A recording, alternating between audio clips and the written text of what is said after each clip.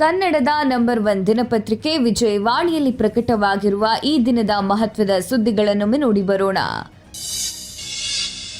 ಗೃಹಲಕ್ಷ್ಮಿ ಯೋಜನೆಯ ಹಣ ಬಿಡುಗಡೆ ಕುರಿತು ಸಚಿವೆ ಲಕ್ಷ್ಮೀ ಹೆಬ್ಬಾಳ್ಕರ್ ನೀಡಿದ ತಪ್ಪು ಮಾಹಿತಿ ಬುಧವಾರ ವಿಧಾನಸಭೆಯಲ್ಲಿ ಆಡಳಿತ ಮತ್ತು ವಿಪಕ್ಷಗಳ ನಡುವೆ ತೀವ್ರ ಗದ್ದಲ, ಪ್ರತಿಭಟನೆ, ವಾಗ್ವಾದ, ವಿಷಾದ ಹಾಗೂ ಸಭಾತ್ಯಾಗಕ್ಕೆ ಕಾರಣ ಆಯಿತು. ಅಷ್ಟಕ್ಕೂ ಸಚಿವೆ ಲಕ್ಷ್ಮೀ ಹೆಬ್ಬಾಳ್ಕರ್ ಹೇಳಿದ್ದೇನು, ಅದಕ್ಕೆ ವಿಪಕ್ಷಗಳ ಆಕ್ಷೇಪ ಏಕೆ, ಒಟ್ಟಾರೆ ಸದನದಲ್ಲಿ ಏನೇನಾಯಿತು ಅನ್ನೋ ಕಂಪ್ಲೀಟ್ ಮಾಹಿತಿಗೆ ಇಂದಿನ ಸಂಚಿಕೆ ಓದಿ.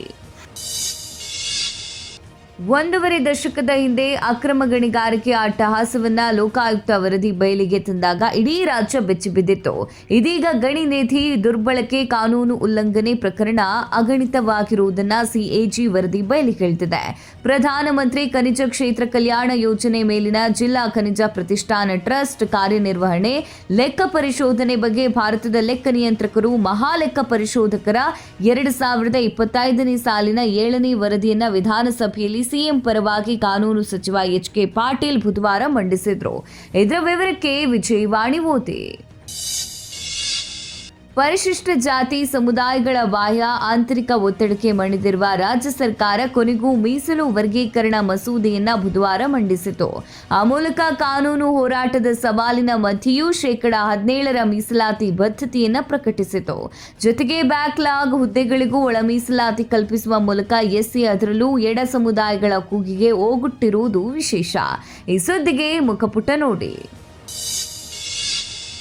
ನ್ಯಾಷನಲ್ ಹೆರಾಲ್ಡ್ ಪ್ರಕರಣದಲ್ಲಿ ಸೋನಿಯಾ ಗಾಂಧಿ ಹಾಗೂ ರಾಹುಲ್ ಗಾಂಧಿ ವಿರುದ್ಧ ಪಿತೂರಿ ಮಾಡಲಾಗ್ತಾ ಇದೆ ಅಂತ ಆರೋಪಿಸಿ ರಾಜ್ಯದ ಕಾಂಗ್ರೆಸ್ ನಾಯಕರು ಬುಧವಾರ ಬೆಳಗಾವಿ ಸುವರ್ಣಸೌಧದ ಆವರಣದಲ್ಲಿರುವ ಗಾಂಧಿ ಪ್ರತಿಮೆ ಎದುರು ಕೇಂದ್ರದ ವಿರುದ್ಧ ಪ್ರತಿಭಟನೆ ನಡೆಸಿದ್ರು. ಸಿಎಂ ಸಿದ್ದರಾಮಯ್ಯ, ಡಿಸಿಎಂ ಡಿಕೆ ಶಿವಕುಮಾರ್, ಸಚಿವರಾದ ಎಂಬಿ ಪಾಟೀಲ್, ಈಶ್ವರ್ ಖಂಡ್ರೆ ಸೇರಿ ಹಲವು ಶಾಸಕರು, ರಾಜ್ಯ ಕಾಂಗ್ರೆಸ್ ನಾಯಕರು ಪ್ರತಿಭಟನೆಯಲ್ಲಿ ಪಾಲ್ಗೊಂಡಿದ್ರು. ಈ ಸುದ್ದಿಗೆ ಸಮಸ್ತ ಕರ್ನಾಟಕ ಪುಟ ನೋಡಿ. ಪ್ರಧಾನಿ ನರೇಂದ್ರ ಮೋದಿಗೆ ಇಥಿಯೋಪಿಯಾದ ಅತ್ಯುನ್ನತ ಪ್ರಶಸ್ತಿ the great honour Nishan of Ethiopia ಒಲಿದಿದೆ.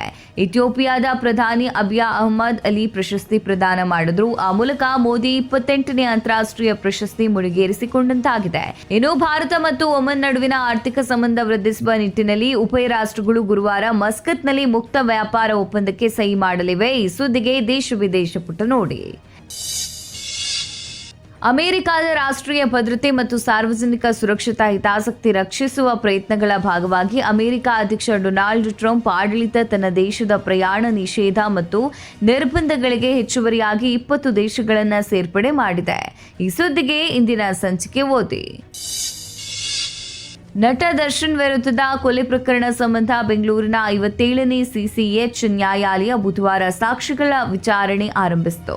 ಮೊದಲಿಗೆ ಮೃತ ರೇಣುಕಾಸ್ವಾಮಿ ತಾಯಿ ರತ್ನಪ್ರಭಾ ಅವರನ್ನ ಪ್ರಕರಣದ ಮತ್ತೋರ್ವ ಆರೋಪಿ ಪವಿತ್ರ ಗೌಡ ಪರ ವಕೀಲರು ವಿಚಾರಣೆಗೊಳಪಡಿಸಿದ್ರು. ಈ ಸುದ್ದಿಗೆ ಸಮಸ್ತ ಕರ್ನಾಟಕ ಪುಟ ನೋಡಿ. ರಾಜ್ಯದಲ್ಲಿ ಹುಲಿ ಚಿರತೆಗಳ ಮಿತಿ ಮೀರಿದ ಉಪಟಳದಿಂದಾಗಿ ಇತ್ತೀಚೆಗೆ ಸಾವು ನೋವು ಜಾಸ್ತಿ ಆಗಿದೆ. ಮೈಸೂರು, ಕೊಡಗು, ಚಾಮರಾಜನಗರ, ಶಿವಮೊಗ್ಗ, ಬೆಂಗಳೂರು ಗ್ರಾಮಾಂತರ, ಹಾವೇರಿ ಮತ್ತಿತರ ಜಿಲ್ಲೆಗಳ ಕಾಡಂಚಿನ ಗ್ರಾಮಗಳಲ್ಲಿ ಇದು ಗ್ರಾಮಸ್ಥರ ನಿದ್ದೆಗೆಡಿಸಿದ್ದು ಅರಣ್ಯ ಇಲಾಖೆಗೂ ತಲೆನೋವಾಗಿ ಪರಿಣಮಿಸಿದೆ. ಕಾಡು ಪ್ರಾಣಿಗಳು ನಾಡಿಗೆ ಏಕೆ ದಾಂಗುಡುಗಿ ಇಡ್ತಾ ಇವೆ? ಅದರಿಂದ ಜನರಿಗೆ ಆಗ್ತಾ ಇರುವ ಸಮಸ್ಯೆಗಳೇನು? ಅರಣ್ಯ ಇಲಾಖೆ ಈ ತೊಂದರೆ ನಿವಾರಿಸಲು ಕೈಗೊಳ್ತಾ ಇರುವ ಕ್ರಮಗಳೇನು?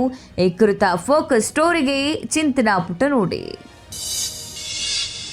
ಜಾಗತಿಕ ಸಾಲದ ಮಟ್ಟ ಏರ್ತಾ ಇರುವುದೇ ಚಿನ್ನದ ಬೆಲೆ ಏರಿಕೆಯ ಹಿಂದಿನ ಪ್ರಮುಖ ಕಾರಣ ಆಗಿದೆ ಅಂತ ವಿಶ್ವ ಚಿನ್ನ ಮಂಡಳಿಯ ಮುಖ್ಯ ಕಾರ್ಯನಿರ್ವಹಣಾಧಿಕಾರಿ ಡೇವಿಡ್ ಟೇಟ್ ಹೇಳಿದ್ದಾರೆ.